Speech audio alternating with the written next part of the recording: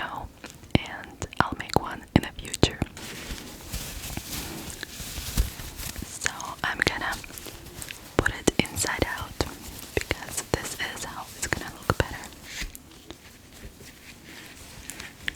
The handle is gonna go right on here because I already did 200 chains for the handle.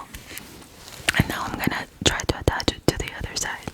And then I'm gonna make another round of single crochet while I'm telling the story.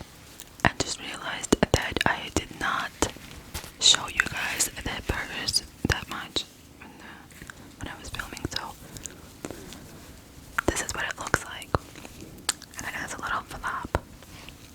It has a little flap. You can add a little button, some decorations, but this is just simple. So today's story does involve violence with children, so just be aware of that while listening to today's story. It was May 19th, 1983, when a distressed mother named Diane Downs entered an emergency room inside a hospital. It was in Springfield, Oregon. Diane brought her children to the hospital. The 3 children were all bleeding, and they were in the back seat of her car. It looked like they were all shot at a close range. The children were 8-year-old Christy, 7-year-old Cheryl, and 3-year-old Danny.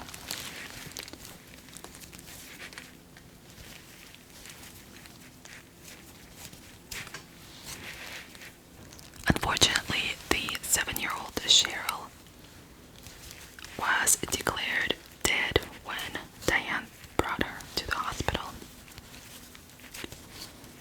And the other 2 kids had life-threatening injuries. And the hospital staff were not even sure if they'd make it through the night.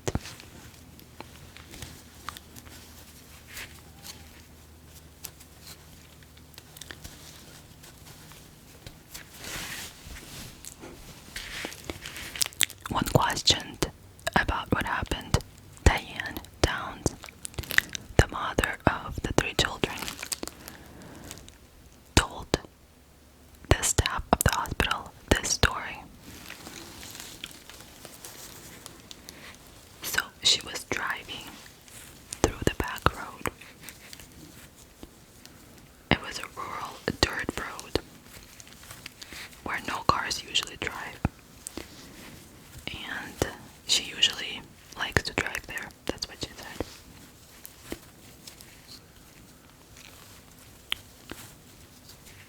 She said the road is very scenic and she liked driving there. So she took this back road in the middle of the night. And while driving on this road, she sees a hitchhiker flagging her car down. A shaggy-haired man, as she said.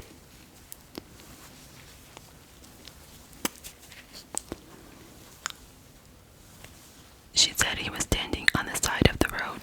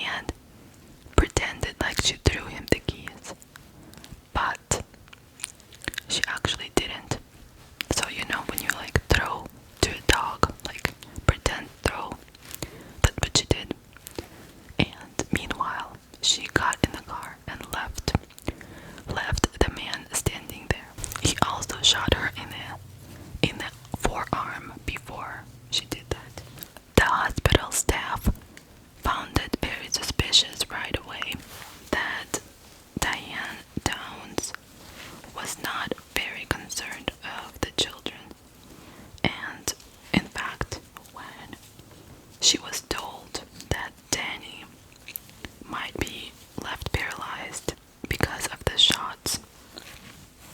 She seemed surprised that he didn't get shot in the heart and he was still alive. And also she had a towel over her hand holding where she was shot, but she did not have anything for the children.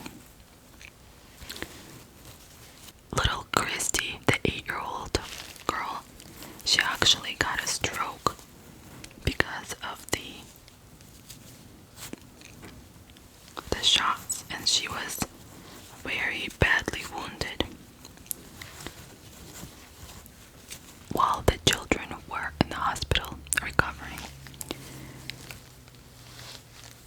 Diane began to give the media very strange interviews.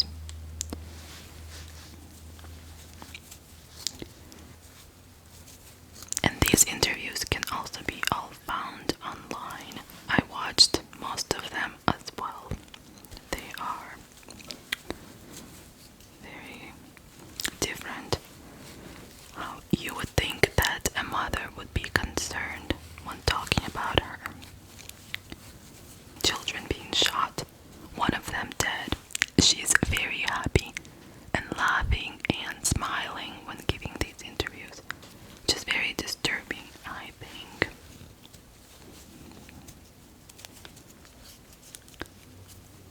She gave a lot of details about the shaggy-haired man, and a lot of times the stories wouldn't match up. They were different every time, and this would lessen the legitimacy of her stories eventually. Police became suspicious. She would say that she stopped her car for the shaggy-haired man while she was sightseeing in the middle of the night around 10 p.m. The dirt road was pretty much in the middle of nowhere, so there was nothing really to sightsee there at night with children who were all sleeping, it seemed. So this did not make much sense to the police. As they began investigating Diane, police found her secret journal where she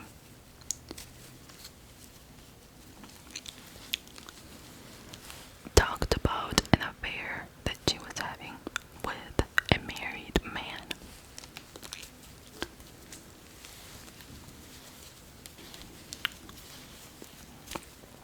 And she did mention that the married man did not want any children, and this made Diane think of children as a burden. So let's talk about Diane for a little bit and see where she came from. Diane Downs was born on August 7th, 1977, which makes her 26 at the time of the shootings.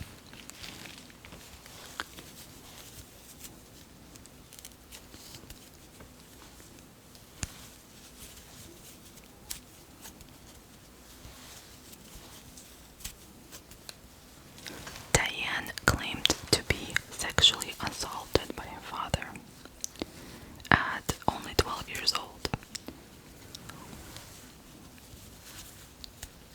Diane grew up in a very religious family, and she was an excellent student. After high school, she attended Pacific Coast Baptist Bible College in California, but not for very long, as a few semesters later she was expelled for promiscuous behavior. And she went back to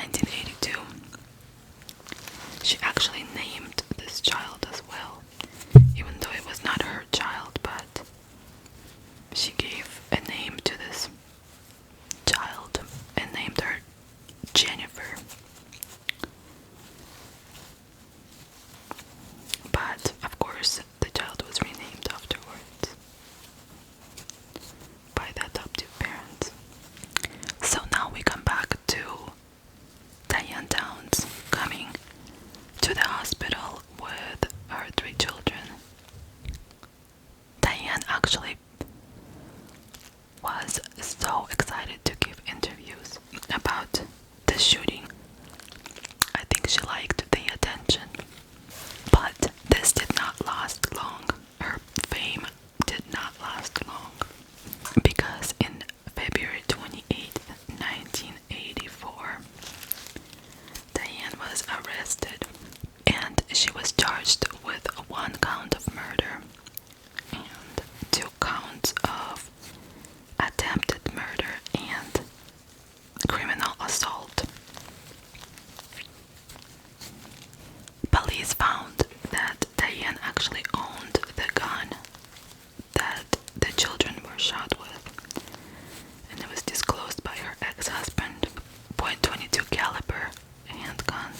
Witnesses said that they saw Diane driving on a dirt road towards the hospital very slowly, and so slow in fact that they had to honk at her car and pass them because they were driving like 20 miles an hour or less. And this contradicted what Diane actually told police, because she said she was trying to hurry up and get them to the hospital and get away from the shaggy-haired man. And although a stroke impaired Christie's body, unfortunately, she recovered eventually.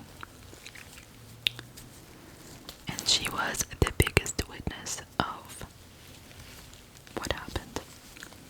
And she told police. Little Christie ended up telling police that the mother, Diane Downs, parked on the side of the road that night and shot the 3 children herself. She was actually afraid to tell this to the police right after the incident, and she wrote a note to the counselor that was working with Christy and asked to write a little note and put it aside if she's afraid to say it. And she wrote who shot her. The note said her mom. So little Christy actually was able to come to the trial and take a stand and testify against her own mother. And she told in detail what actually happened that night. That it was no shaggy-haired man there. It was her mother that did this to them. Diane actually, prior to getting arrested, managed to get pregnant again by someone else. And while coming to the trial in May of 1984, she was already pretty pregnant and visible pregnant. So many people speculate that she did this to gain sympathy from jury and from the judge. She named the daughter Amy Elizabeth, and had the daughter after the trial ended, but Amy was adopted by some other people and renamed. And she was renamed as Rebecca. Imagine how scarred her daughter was. Her daughter Christy, who was the eldest of the children and survived, along with Danny. Danny was too little to remember, but he was left paralyzed for the rest of his life from the waist down. And they were both adopted by the prosecutors for the case, actually. And they had a good childhood, thankfully, after what happened to them.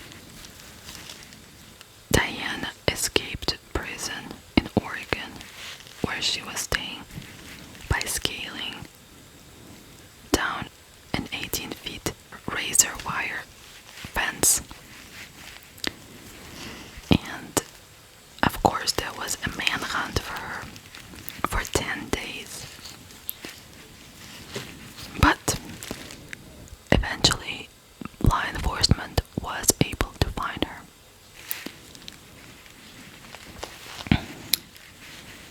And in the most surprising location, they found her residing with the husband of one of inmates that Diane actually had contact with during her stay at the women's facility. And so they found her. The inmate actually told her accidentally where they live. And of course, Diane now knew that the inmate is incarcerated and her husband is all alone at home. So she went to visit him and stayed with him for 10 days. But when asked about why she was trying to escape and what she was trying to do, Diane said that she was actually trying to find the shaggy-haired man. She was trying to go look for him. This is what she was doing.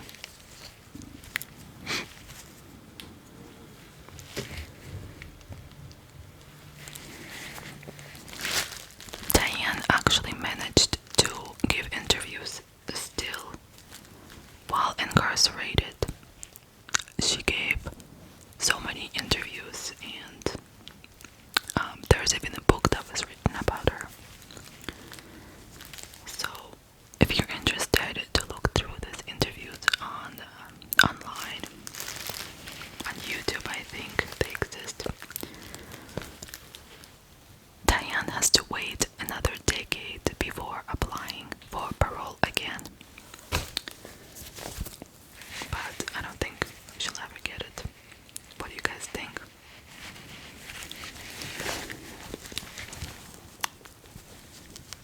Do you think that Diane was guilty of murder?